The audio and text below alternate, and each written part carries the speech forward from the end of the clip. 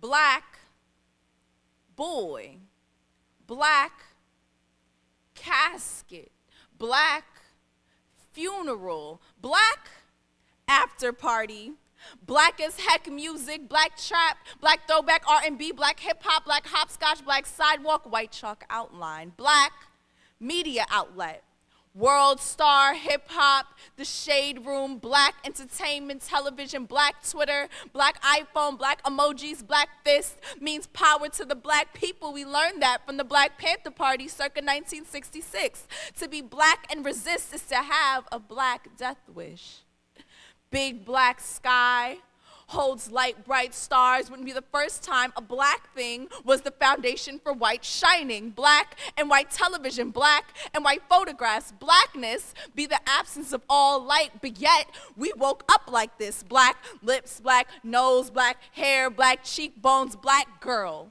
Wrapped tight in her black skin, praying she don't give birth to black children who know what it feel like to be still in black holes 6 deep beneath our feet, getting eaten by black leech, getting eaten like mama told you, and all your black cousins to the kitchen to come get you a black feast. Black child grows up whole despite being shot at all along by a black piece. Black woman was being shot at all along by white police until they called it suicide. Call it attack on black bodies, call it black on black violence, but yet we've not heard one distraction here except white noise, while black bullets locked and loaded somewhere be a mass murderer's white toys. So he walk up in the space and we all at the function, fresh to death. And in this moment, I remembered why black folk take so long to get ready and always show up late. It's because if we die today, this will be our ghost outfit forever. So you gonna wait. Peace and Black Power. My name is Saiku Branch from Hobby. I'd like to give a shout out to a very close friend of mine, Saiku Branch, and the African Poetry Theater for hosting their 41st annual Kwanzaa Celebration and their continued service to the community. Peace.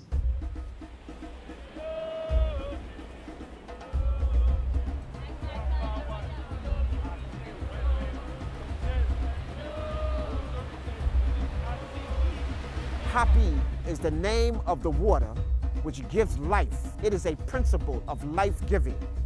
The Nile was the source of Egypt. The Nile was the life for the ancient Egyptian. The Nile was sacred and the most important element for the unification of the two lands, Upper and Lower Egypt. In our effort to understand or to search the role of economics played in the development of civilization, we came here to modern-day El Kab, or ancient Nekheb, and we're here at a tomb by a man known as Nakht. Initially, people traded, and they traded goods and services, and when they didn't have necessarily the things that they wanted to trade, they developed a currency, cowrie shells on the African continent, other tokens. Economics first starts with the relationship between people. West Africa does have a direct link to the Happy Valley. And we know that linguistically, first of all. Starting with the work of Dr. Diop, we see that many West African languages are related to Medu Necher. We are one family, we are one people. We go forward together as one people. We are each other's strength, we are each other's hope. We have no other hope nor strength outside of Almighty God and ourselves. So when we look around at each other, we should see ourselves in the faces of each other.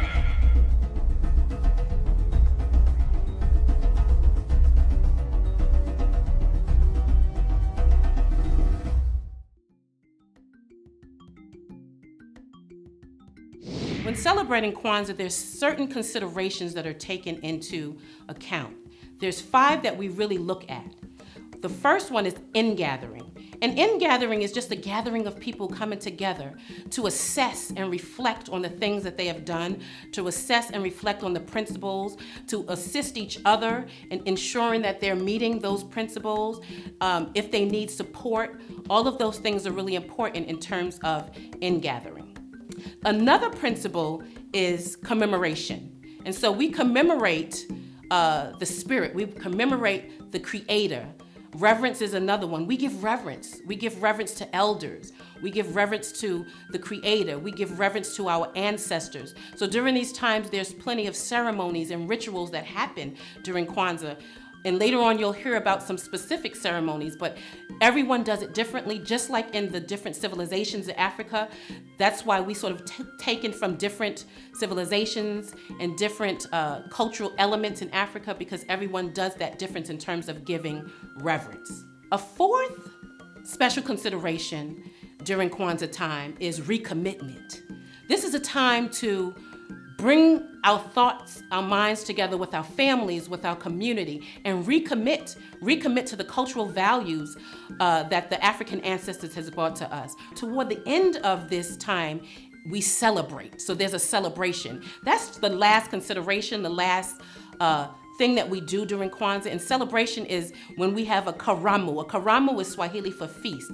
And a karamu really means that we're coming together to celebrate with food and to look at our crops and to celebrate all the work that we've done and our recommitment, our commemoration, our reverence, our in-gathering, all of those things that are considerations. We're celebrating those things toward the end. And it also brings in the new year. Happy Kwanzaa! Habari Gani, Happy Kwanzaa. Happy Kwanzaa. Happy Kwanzaa. Happy Kwanzaa. Happy Kwanzaa.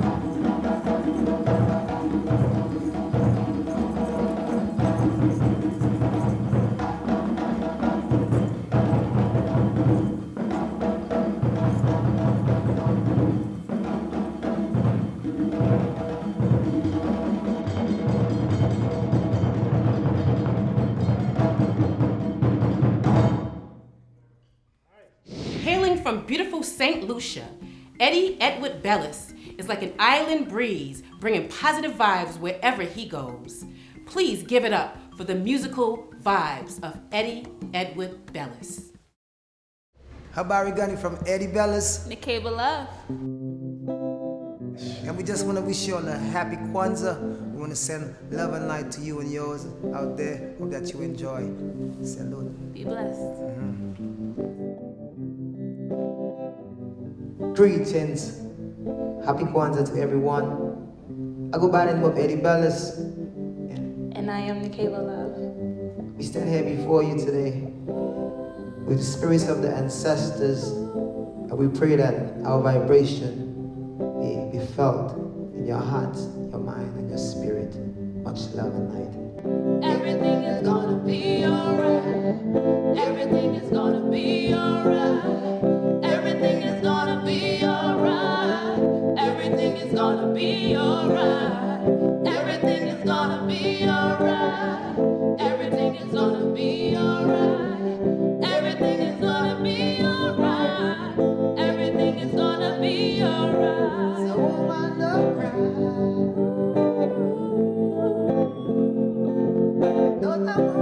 No woman, no cry. Tell me why there's so much killings in my hood, so much unemployment, youngins up to no good. Fast food and liquor stores affecting oneself, drugstores on the corners, just like CVS. Victims being victimized, stripped down and scrutinized. Mama saw it all, so no tears came from her eye. As she watched her son laying on the ground, her face told the story that she already knows that. No woman, no cry. No woman, no cry. All my little sisters, don't shed no tears. No woman, no cry. All my little darling, don't shed no tears. No woman, no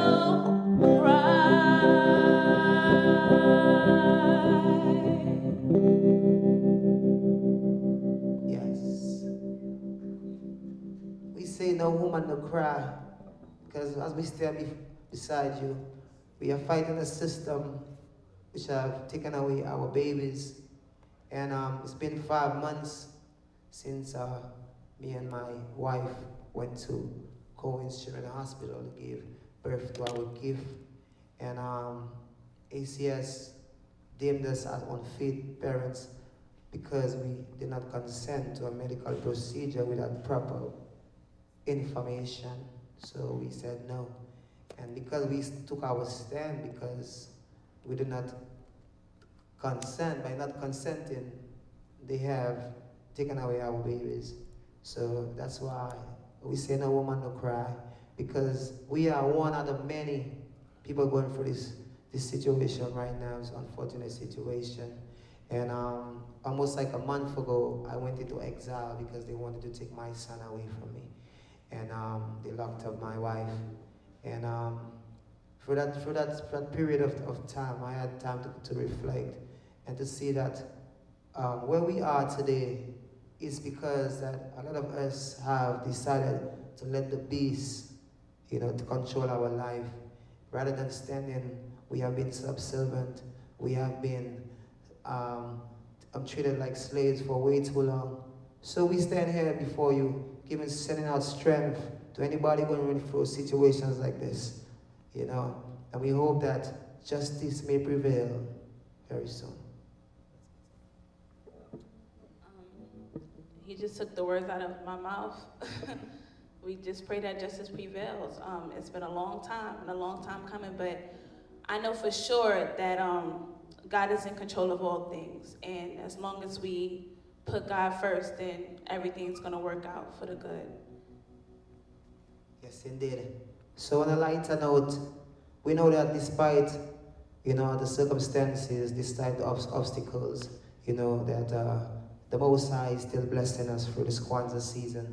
So we want you to take this time to be reflective, and to embrace your one another, embrace your family, and be empowered within the community, because, united we stand, divided we fall. Raindrops.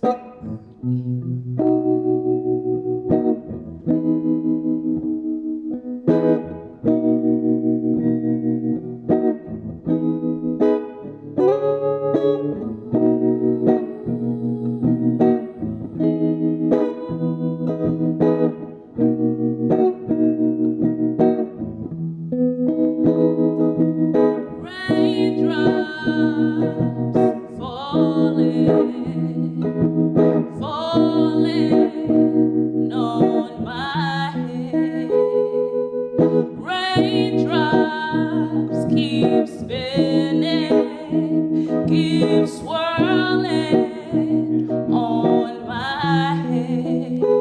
If you ever wondering why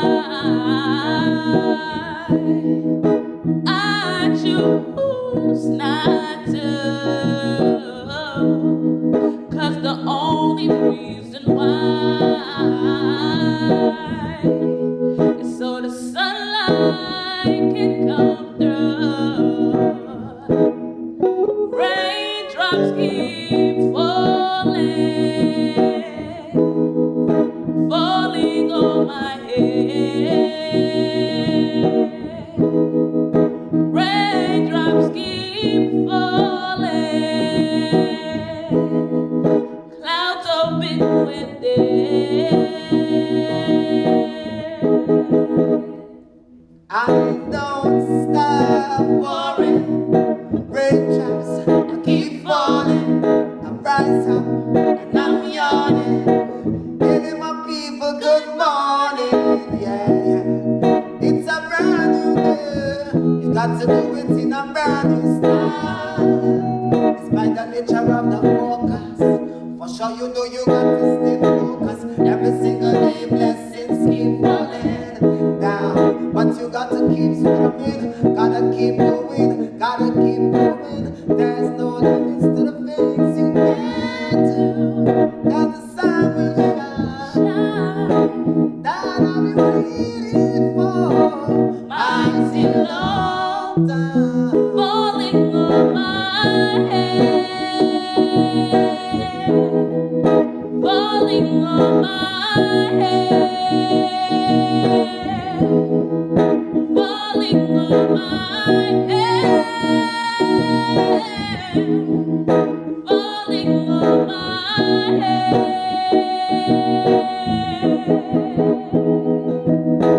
It's on my head, on my head. It's on my head, it's on my head. It's on my head, it's on my head. It's on my head, it's on my head. It's on my head, it's on my head. It's on my head, it's on my head.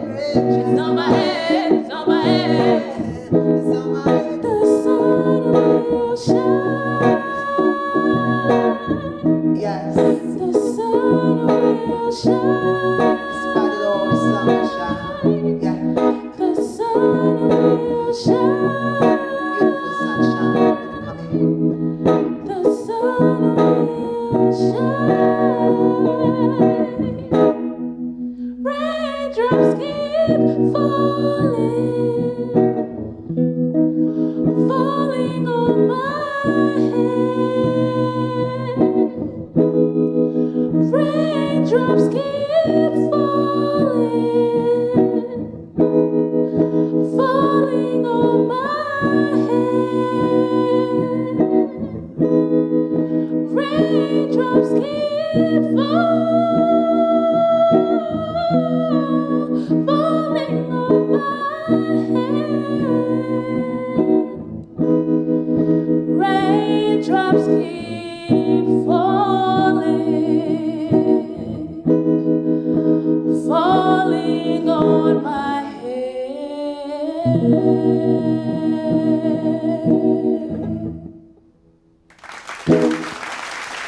Habarigani, and congratulations to the African Poetry Theater for its 43rd annual Kwanzaa Celebration.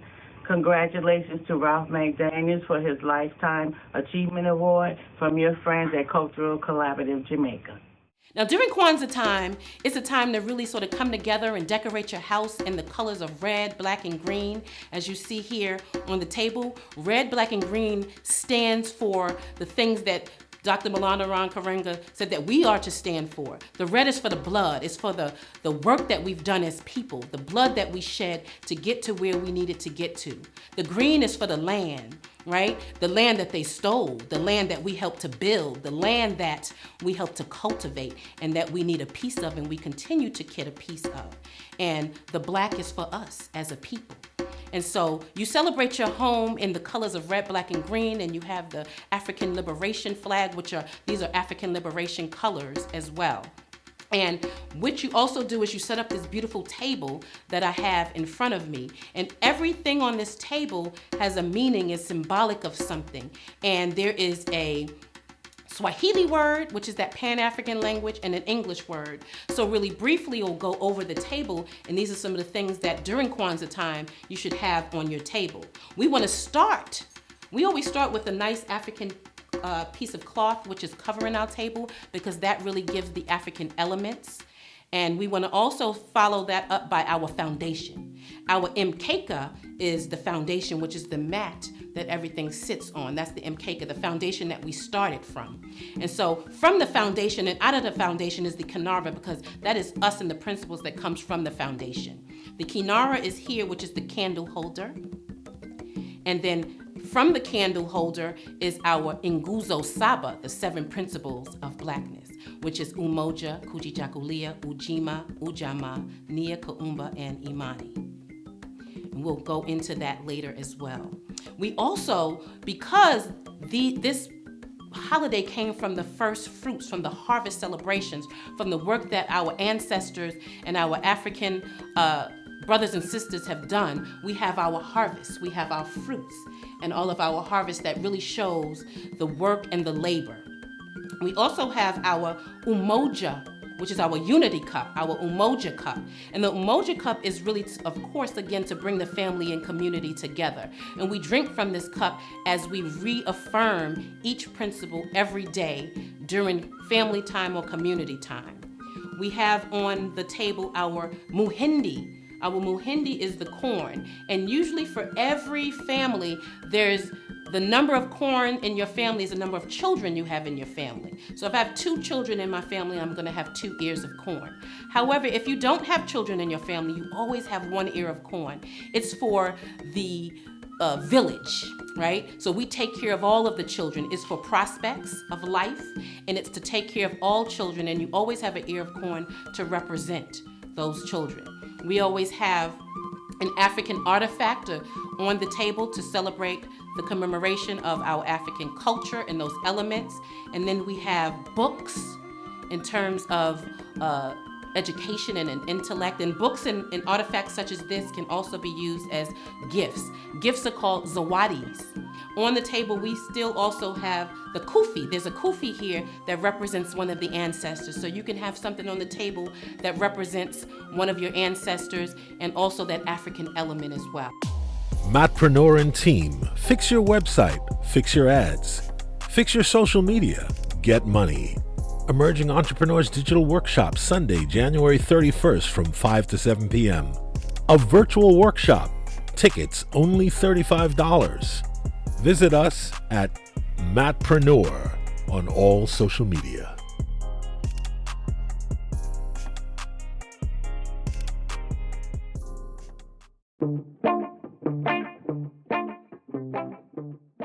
Greetings, everyone.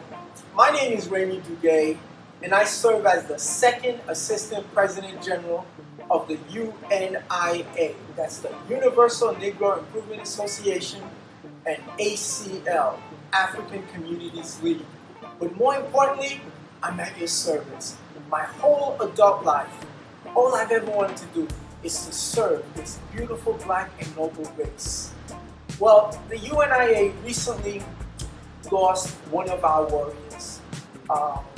On December 8, Tuesday, 2020, the 7th President General of the UNIA, the Honorable Marcus Jacques Garvey Jr., became an ancestor.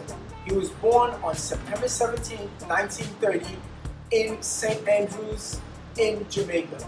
He is the son of our founder, the Honorable Marcus Mosiah Garvey, and his wife, the Honorable Mrs. Amy Jacques Garvey. Well, let me tell you some things about our 7th President General. That's the deceased 7th President General, the Honorable Marcus Jacques Garvey Jr.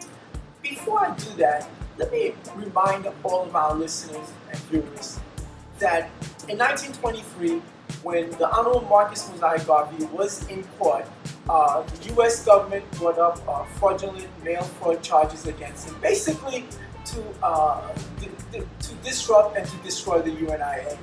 So the district attorney bellows out to the jurors, "Gentlemen, will you let the tiger loose?" Mr. Garvey, seated as a defendant, said to himself, "You may have caged the tiger, but my cubs are running free." And I submit to you, brothers and sisters, that Marcus Garvey Jr. was one of the greatest cubs of Mr. Garvey. In fact, not only was he the 7th President General of the UNIA, not only did he follow his father's footsteps, but as he claims, he was doing his father's work. On Sunday, June 20, 1993, in Newark, New Jersey, at a presentation, Mr. Garvey Jr., that's the Honorable Marcus Jacques Garvey Jr., made the following statement. In it, he said, by the way, my name is Marcus Garvey Jr., I am the 7th President General of the Universal Negro Improvement Association and African Communities League of the World. And I'm doing my father's work. And my father's work is the redemption of Africa for the Africans at home and those abroad. And then he stated, and that cannot change. So, in terms of being a cub of the Honorable Marcus Mosiah Garvey, his son, not only the 7th President General of the UNIA, his eldest son, but more importantly, he was following the footsteps of his father. That is redemption of Africa. And why that's important is you have to realize when Mr. Garvey comes along over 100 years ago, Africa was a complete, the continent was completely colonized with the exception of Liberia in West Africa and Ethiopia in East Africa. And Mr. Garvey made this profound revelation and asked himself these set of questions. As he was traveling from England back to Jamaica, this is around the end of June 1914, Mr. Garvey asked himself, where is the black man's king? Where is his kingdom? Where is his army, navy, and men of big affairs? Mr. Garvey responded, I do not see them, so I will assist in helping you reach that goal, And there, brothers and sisters, is the lifelong trajectory, lifelong journey of Marcus Mosiah Garvey. How to uplift our people, how to bring self-respect, how to stop making being black a crime and instead make it a virtue. All of this, Mr. Garvey brings to us. And one of the things Mr. Garvey says is this: the black skin is not a badge of shame, but a glorious symbol of national greatness. And he says, up, you mighty race, you can accomplish what you will. So Marcus Garvey Jr. followed directly in the footsteps of his father, and the results were tremendous. He brought stability and structure to the UNIA. He was the President General from 1992 to 2004, and when he died on December 8, 2020, he was actually 90 years old. This is a testament to his conduct, and he had been sick the last more or less 18 years. He had suffered from Alzheimer's. He passed away due to Alzheimer's. And so recently on Monday, December 21 and Tuesday, December 22nd, we celebrated his life. There was a service for Mr. Garvey Jr. And then on Tuesday, December 22nd, there was an actual burial. Mr. Garvey survived by his wife, Mrs. Jean Marie Garvey, his 2 sons, Colin and Kyle Saiku, and his daughter Michelle. And he has 4 grandchildren. We express condolences to the family because this is all UNIA, and of course, we believe in one God, one aim, one destiny, and race first all the time. All the time, race first. So, for those who may not know all of this, just be cognizant that the UNIA was the organization established in 1914 by the Honorable Marcus Mosiah Garvey, where in time it would grow to include 12 million members worldwide from 38 states of the United States of America and 41 countries on the planet. Mr. Garvey gave us a backbone. Until he came along, black was not beautiful. Mr. Garvey made black is beautiful. He elevated our position. He made us believe in ourselves. The best way to look at it is Mr. Garvey sold the black man to himself. And guess what? And they bought it. We black people bought it. Mr. Garvey, and let me say this clearly, Mr. Garvey did not bring us to Africa. He brought Africa to us. He made us realize that alone we are weak, but united we are stronger than strong, that we are one people, one love. We come from one continent. So in describing the Honorable Marcus Jacques Garvey Jr.'s life. It was a life of worthwhile. It was a life of challenge in the sense that he wanted to follow in his father's footsteps, and he rebuilt the UNIA. So for that, we are eternally grateful. And in closing, let me add this. No one is coming to our rescue. And as the year ends, the year begins, and we get ready to celebrate the 7 principles called Nguzo Saba, please be cognizant that the colors that are used of the candles, those are the colors of the UNIA, the red, black, and green. As documented in 1920 at the First International Convention, what we call the Declaration of the Rights of the Negro Peoples of the World, Article 39 states that the colors of the black race shall be red, black, and green. So, my dear brothers and sisters, we've lost a great warrior, someone that we aspired to be, and he was roundly celebrated, and his transitioning, his homegoing ceremony was befit of a 7th President General of the UNIA. And in closing, let me say this. My name is Raymond Duguay, and I'm at your service. I thank you.